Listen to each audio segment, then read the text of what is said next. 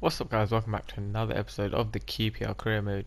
Today we start off the episode with a game away against Brentford, obviously our big West London rivals who got promoted with us last season through the playoffs.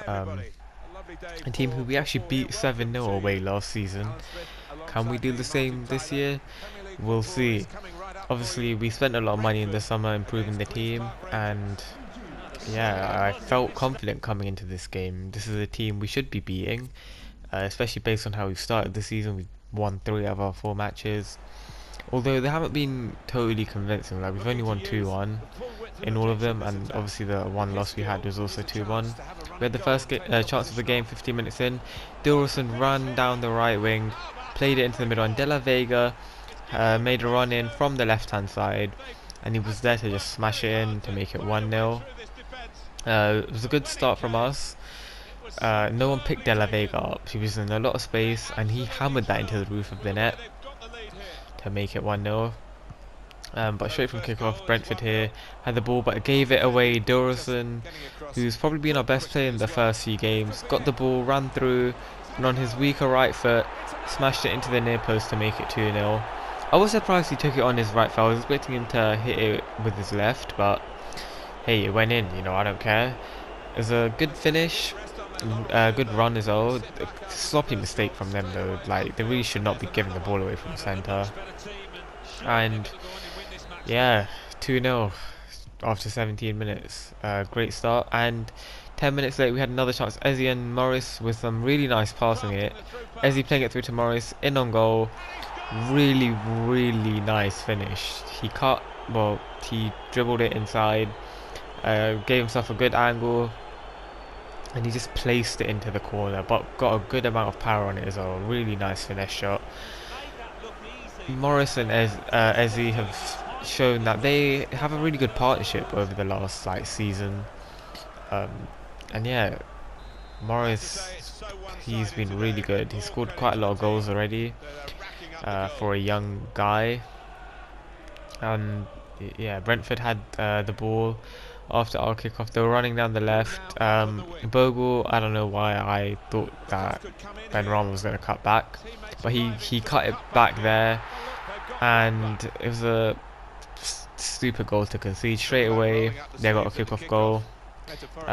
Again, the guy was just really open, and he hit into the near post, and it was 3-1. So it's a shame because it's another game where we didn't keep a clean sheet, but we were winning. And just before halftime we had another chance with Morris, took it inside, and again another really nice finesse shot into that same corner to make it 4-1. And yeah, obviously at this point I was like, okay, there's no way we're throwing this away now.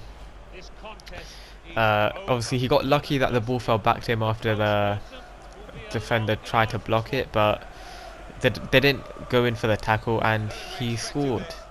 And that's what he does best. And just before half time, like literally a minute before, we had another chance. Morris ran through. Fortunately, the keeper managed to save it, and that was the last action of the first half. It's whistle blew, and from the halftime stats, you can see we were definitely the better team. 4-1 might have flattered us a little bit, but every shot that we had was on target. Every shot they had was on target as well, but they only had one. So yeah, but in the second half, 15 minutes gone, Dilrosun again running down the right wing, played it inside again, this time to Morris, who grabbed his hat-trick. It was a very similar goal to the first one that De La Vega scored, in the sense that Dilrosun just ran and played it into the middle. But this time it was Morris who got on the end of it. It was a really good finish. And for him to get a hat-trick against Brentford in the Premier League, that's huge. And that was all that happened. Literally, the second half was pretty dead. The next half an hour showed nothing. Well, nothing happened, so there's nothing to show. But Morris got a hat-trick, which is really nice to see. Brentford only had one shot in that second half, and it was off target. So yeah, they had one shot on target the whole game. They definitely didn't deserve anything. We definitely deserved all 3 points, and it was nice to see us actually dominate a team properly and get a big win rather than the 2-1s we've been getting. Because obviously a win's a win, but it just feels better when it's by a big margin. Roberts, one of our centre backs, well, Alfie Roberts, obviously our goalie, scored Roberts though. Got another loan offer, again accepted it. And our next game was at home to Leicester. This is a Leicester team that are in the Europa League. They had a game in midweek, so obviously, playing on a Thursday and playing on a Sunday, they're not going to have as much rest time as us because we had a week and a day. They had about Friday, Saturday to rest, and then they got another game today. So this was an opportunity for us to get a point or all three over a team who will be challenging for the European places. We were actually in the top four, I think, before this match. So obviously that was nice, and we had the first shot of the game. Dilrosun played it to Camavinga, who got his first goal for the club. The new signing, who wasn't great in the first few games, but has now really, come into his role. That sounds wrong, but he's playing well now, and that was a really nice goal. Dilrosun again with another assist. He's getting a lot of assists, which is good to see. And we had another chance here not too long after. De La Vega cutting inside from the left, as he does so often. Fortunately though, this time the shot goes over. He still does need to work on his finishing, I feel. Obviously there's been a few times where he just finessed that into the corner, but a lot of the time he does that as well. Morrissey had the ball, still had it, and he smashed it in. The defenders couldn't tackle him somehow. He has one star skill moves. I can't even do a ball roll with him. But yeah, he took it round there, cut it back. The defender didn't really see that coming. Doesn't have enough agility to keep up with him, and yeah, he turned and smashed it, and he scored again. And just before half time, De La Vega here played to Morris. Could he get another one? No, it was a good save from the keeper. And from the corner, we didn't do anything. And at half time, we're 2-0 up. Again, definitely deserved. We were definitely the better team. Tiredness clearly showing from Leicester from their Europa League game. And we had another chance in the second half here. De La Vega stunned the defender. He just stopped moving. It's like he threw a stun grenade and just went past him. Obviously a Warzone reference, for those that don't get that. But this time, he cut inside and he actually just banged it in. It was a really, really good goal. Again, the defenders don't. The computer defenders are really unintelligent. They just leave him in so much space. No one's even there.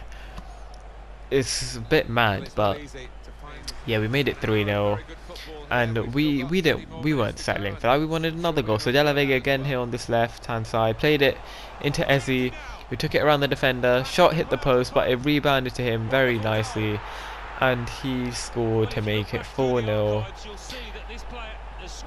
We were destroying Leicester, and yeah, we deserved it as well. Leicester didn't really create anything, and we were creating a lot. We did get very lucky with the fact that it rebounded straight back to Ezzy. It could have easily gone out for a corner or fallen to their defender, but it didn't, and we took advantage of that. But Leicester here had a chance. Good save from Roberts, but it fell back to their player again, and they did score consolation. Again, another game where we couldn't keep a clean sheet. We're yet to keep a clean sheet this season in the Premier League. And yeah, 84th minute, it's a bit disappointing for us to concede at that point, but I decided to make some subs. Camavinga was shattered, so obviously, Brank's going on. He's a good defensive player as well.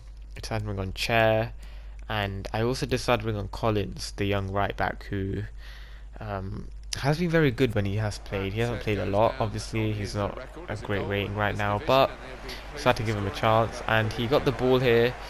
Went inside, played it back to Chair. We were obviously trying to get the full goal cushion back. Playing it around here, trying to create an opening. Collins again with the ball, again running inside. Played it to Chair, fresh off the bench as well. Turned past two players, just went straight in between them, and he just smashed it in again at the near post to make it 5-1. Collins again getting another assist. If you remember from last season, he got a really nice assist, and another one here. He just ghosted inside two defenders. One of them just stopped moving. Again, unintelligence from the AI, which should be changing FIFA 20. Apparently, EA have worked on that, they've said. So hopefully we'll see a difference. There has been a lot of new career mode changes that they've claimed to have made, so looking forward to those.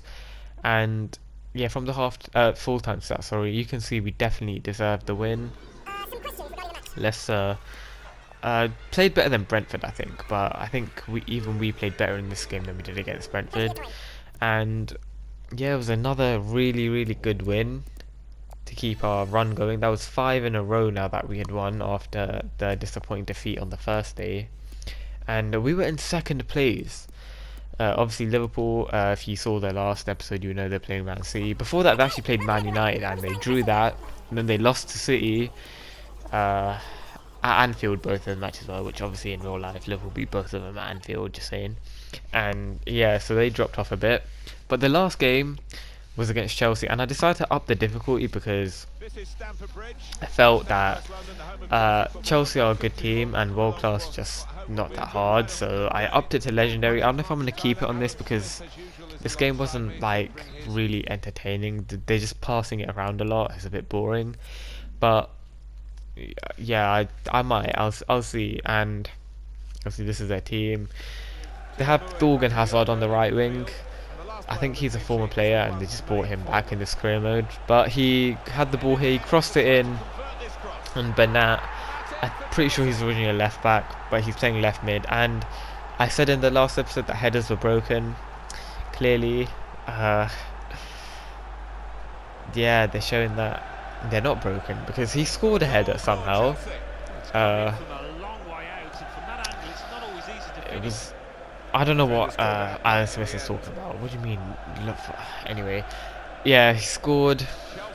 We should have probably defended that a little bit better, but Chelsea were really dominating the early stages. Had another chance down this right wing.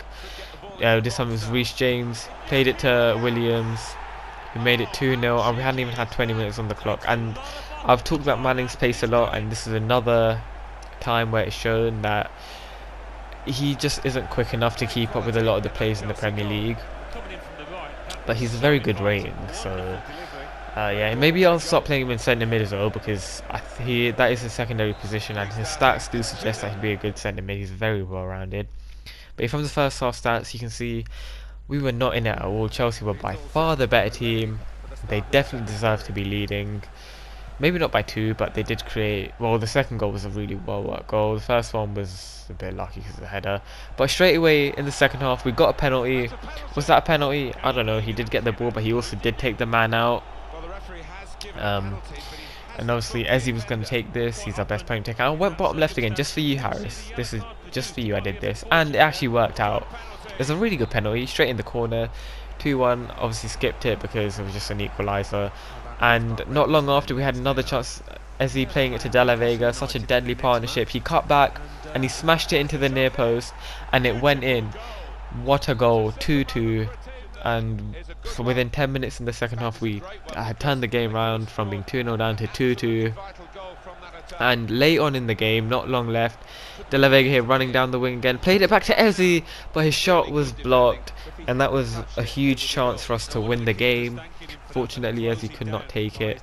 Should have done a bit better, I think. But from the corner, the ball's bubbling around, and Kepa actually managed to catch something, unlike in real life where he can't do anything. But yeah, I decided to make a few changes again. Obviously, I took Manning off for Fanning. Very similar names. One of our youth right backs. Bran Collins on as well, and Bran Leko on up top. I moved Morris back into centre forward role. Fortunately, they couldn't do anything, but it's actually a pretty even game, to be fair. We definitely picked it up in that second half, and Chelsea just did nothing. So I think a draw is probably fair. We could have probably won it if Eze had taken the chance.